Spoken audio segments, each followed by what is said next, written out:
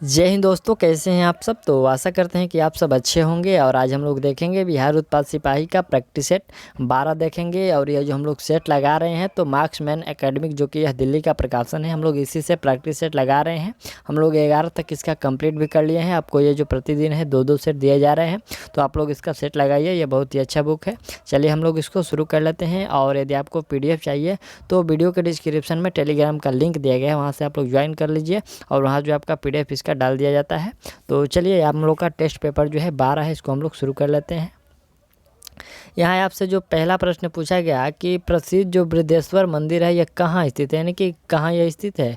ये आपको तंजावुर में है। ठीक, राइट आंसर आप लोग B कर लीजिएगा। ठीक, चलिए अगला प्रश्न है हम लोग का कि जंतर मंतर डॉट डॉट में है। तो ये जंतर मंतर कहाँ है जी। यह जंतर मंतर आपको राजस्थान में है। यह जो है इसका निर्माण जो है राजा सवाई जयसिंह के द्वारा किया गया था। यह लगभग आपको 1724 से लेकर 1734 के बीच में इसका निर्माण किया गया था। ठीक, चलिए अगला प्रश्न है कि रांची किस भारतीय राज्य की राजधानी है। तो रांची जो है आपको ये झारखंड की राजधानी है। ठीक, चलिए अगला प्रश्न है कि रणथंभौर का किला डॉट डॉट में है। तो यह रणथंभौर का किला कहाँ है जी, यह आपका राजस्थान में। ठीक, चलिए अगला प्रश्न है कि देहरादून डॉट डॉट की राजधानी है। यहाँ पर देहरादून किसकी राजधानी है, तो उत्तराखंड की राजधानी कहाँ है, देहरादून है।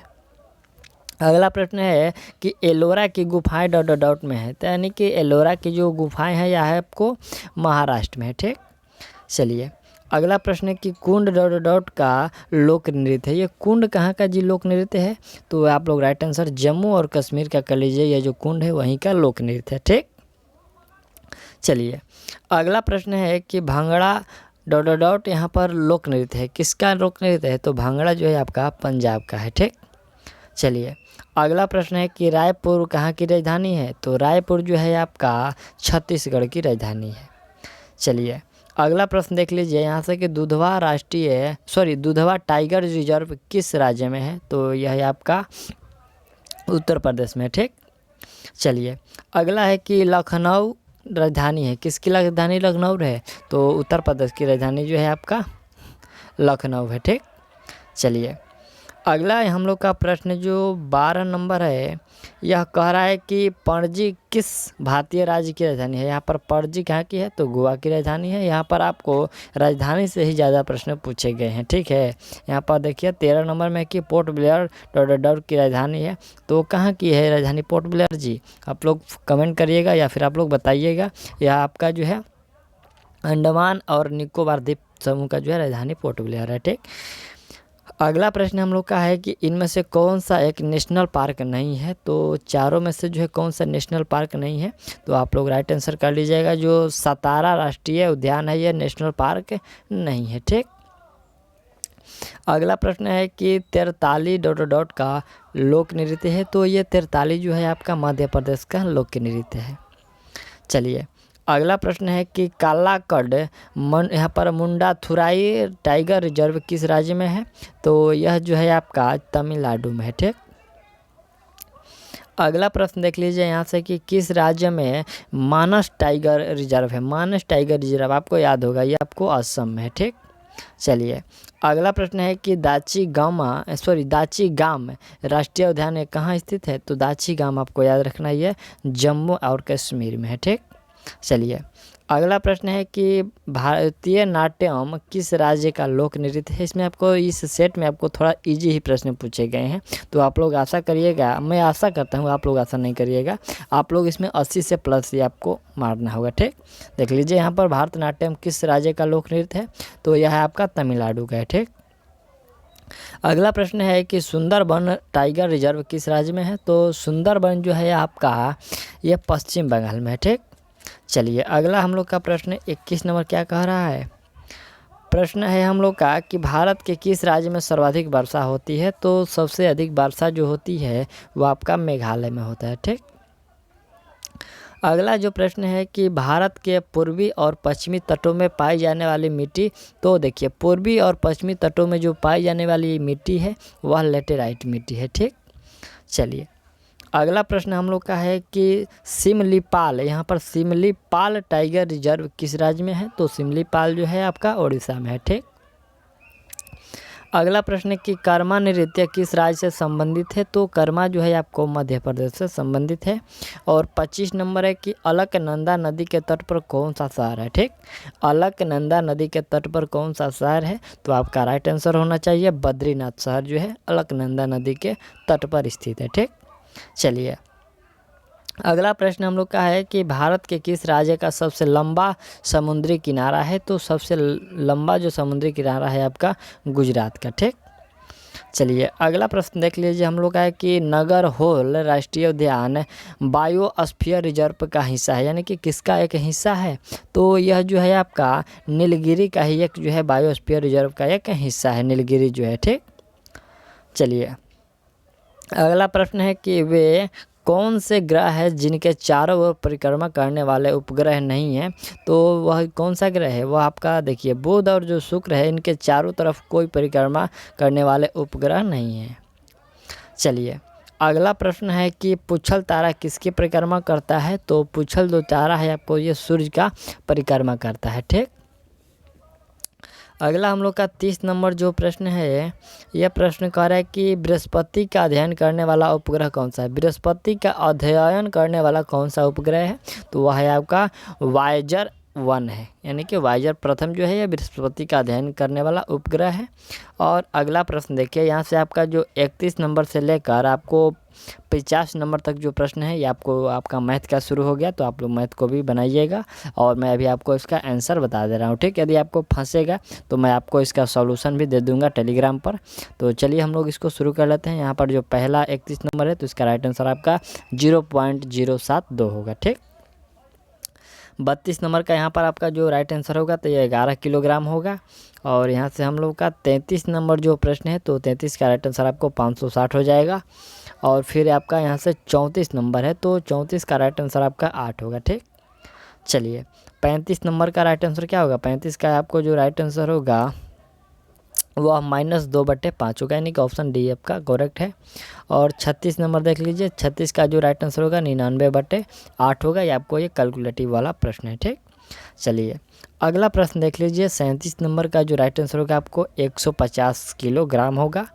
और अगला प्रश्न देख लीजिए, 38 नंबर का जो राइट आंसर होगा आपका 125% होगा। ठीक, 39 नंबर प्रश्न का जो राइट आंसर होगा आपका 2:3 होगा। यहाँ पर ए और सी का रेशियो आपको बताना है।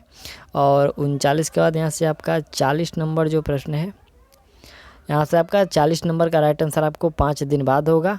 और अगला प्रश्न हम लोग का 41 नंबर है तो 41 का राइट आंसर आपका XY/X घंटे होगा, यानी कि ऑप्शन डी होगा। ठीक, चलिए अगला प्रश्न है आपको 42 नंबर है तो 42 का राइट आंसर आप लोग 7 मिनट कर लीजिएगा। और 43 नंबर का जो राइट आंसर होगा आपको यहाँ से 245 मीटर होगा। और फिर यहाँ से आपका जो 44 है तो 44 का राइट आंसर आपका क्या होगा। 44 का राइट आंसर आपका √π और अनुपात में 1 होगा, यानी कि ऑप्शन ए सही है। और चलिए नेक्स्ट प्रश्न देख लीजिए, यहाँ पर 45 नंबर है तो 45 का राइट आंसर आपका 1/7 होगा। ठीक, चलिए अगला प्रश्न हम लोग का 46 नंबर है तो 46 का राइट आंसर आपको 6%, यहाँ पर ब्याज का दर पूछा गया है तो 6% होगा।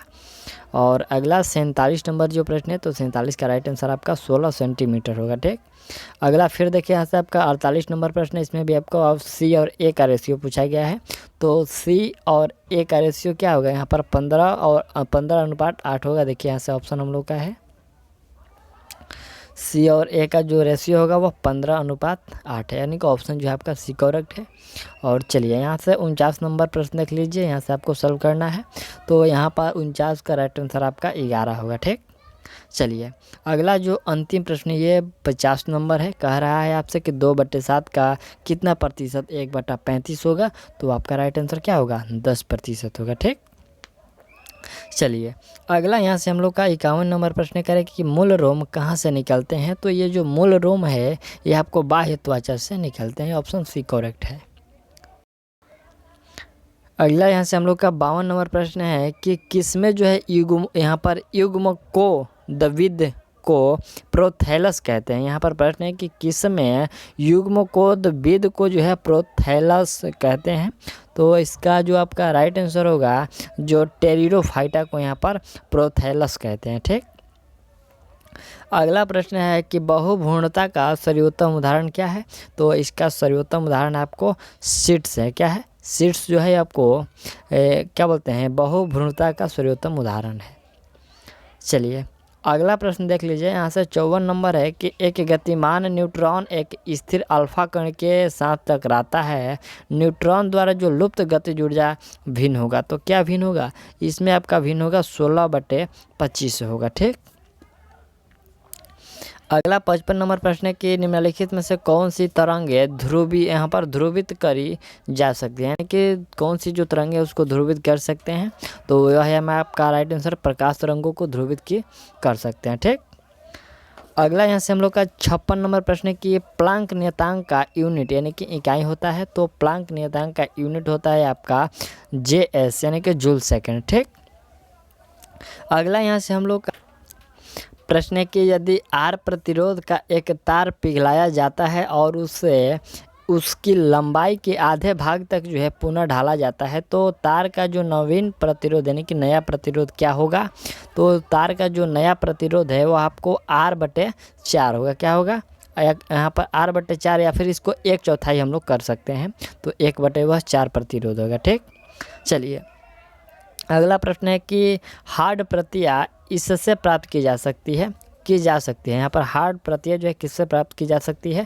तो प्रिंटर से है जो हार्ड प्रतियां प्राप्त की जा सकती है। अगला प्रश्न है कि एक मृदु त्वक कोशिका जो कि कोशिकीय अजैव पदार्थ संग्रह करती है क्या कहलाती है। यहाँ से आप लोग ऑप्शन देख लीजिए, फिर से प्रश्न देख लीजिए कि एक मृदु तक जो है कोशिका जो कि कोशिकीय अजैव पदार्थ संग्रह करती है क्या कहलाती है। तो वह कहलाती है यहाँ से आपका राइट आंसर हो जाएगा। देखिए यहाँ पर विचित्र कोशिका कहलाती है। इसका जो दिया गया है आइडियोब्लास्ट कहलाती है। ठीक, क्या कहलाती है? आइडियोब्लास्ट।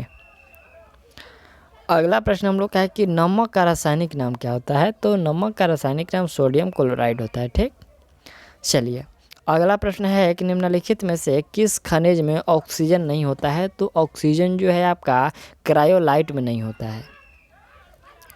अगला प्रश्न है कि एक अन इलेक्ट्रॉनिक चालक है। तो अन इलेक्ट्रॉनिक चालक किसमें आपका जो कॉपर सल्फेट है यह अन इलेक्ट्रॉनिक चालक है।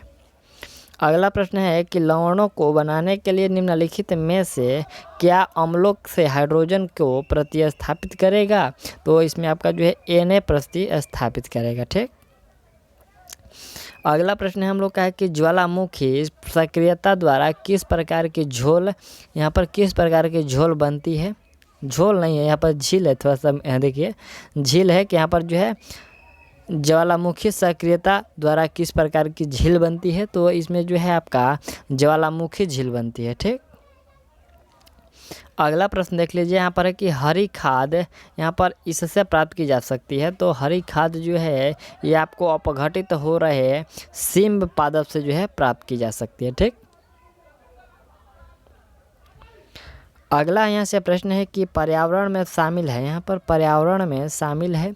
तो देखिए इसमें जो है आपका अजैव और जैव कारक जो है ये पर्यावरण में शामिल है। अगला प्रश्न है कि उत्तरी अमेरिका के शीतोष्ण घास स्थल इस नाम से जाने जाते हैं। तो उत्तरी अमेरिका के जो शीतोष्ण घास स्थल है यह है आपको प्रेयर रिज के नाम से जाने जाते हैं। प्रेयर रिज के नाम से जाने जाते हैं घास स्थल। और अगला प्रश्न देख लीजिए कि एक ER डायग्राम में इलिप्स घोतक किसका है। यहाँ पर ER डायग्राम में जो इलिप्स घोतक है ये किसका है। तो यह घोतक होता है आपको एट्रीब्यूट का होता है। ठीक, अगला प्रश्न है कि लक्षद्वीप में कितने द्वीप समूह हैं। तो लक्षद्वीप में द्वीप समूहों की संख्या यहाँ पर 36 है। ठीक, चलिए अगला प्रश्न हम लोग का 69-70 नंबर प्रश्न क्या कह रहा है। प्रश्न है कि निम्नलिखित में से किसने यहाँ पर हिरण्य गर्भ जो है धार्मिक कार्य कराया। तो दंती दुर्ग ने जो है हिरण्य गर्भ जो है करवाया था। ठीक, चलिए अगला प्रश्न है कि निम्न में से किस किले का निर्माण अकबर के राज्यकाल में नहीं कराया गया था।